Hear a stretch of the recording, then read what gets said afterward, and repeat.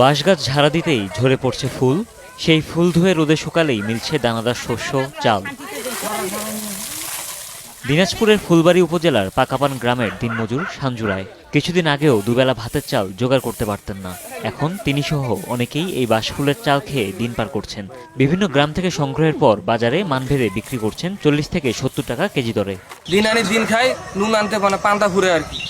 সেই চাউল আনার পর প্রতিবেশী অনেক চাউল মানে নিয়ে গেছে আর কি, ১ KG ২ KG ৩ KG ৪ KG ৫ KG ৮ KG পর্যন্ত নিয়ে গেছে। আমি ২ মণ চাউল আর কি বার করছি।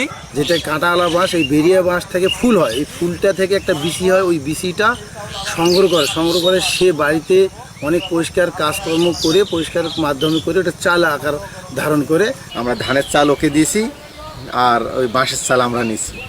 নেওয়ার পর আমরা ওই চালের রান্না মানে ভাত রান্না করে খাচ্ছি। ভাত ছাড়াও খিচুড়ি, ক্ষীর, পায়েস সহ সুস্বাদু সব খাবারই রান্না হচ্ছে এই চাল থেকে। ফুল হয়ে চাল হয়ে আমরা ওটা অভাব ছিল, তখন ওটা আমরা শুনতে আনি মেলিয়ে ঢিকি ছাঁটে চালটা বার করে ওটা আমরা রুটি করে তৈরি করে খাইছি। মানে বাঁশের ফুলের চাউলটা যে আমরা তৈরি করছি, পায়েস রান্না করে দেখলাম, খুবই সুস্বাদু। ভাত খাওয়া যাচ্ছে, রুটি খাওয়া যাচ্ছে, ছাতু খাওয়া যাচ্ছে, এইরকম ধারা দেখি নেই, এই বাস্তবে এবার দেখেছি বাঁশের চাউল। বিশেষ জাতের বেরিয়া বাঁশ থেকে পাওয়া যায় এই চাল, যা চাষাবাদ ছাড়াই মিলছে গ্রামাঞ্চলের বাঁশঝাড়ে। জেলা কৃষি কর্মকর্তা বলছেন, সাধারণ চাল থেকে স্বাদে পুষ্টিতে কোনো অংশে কম নয় এই চাল।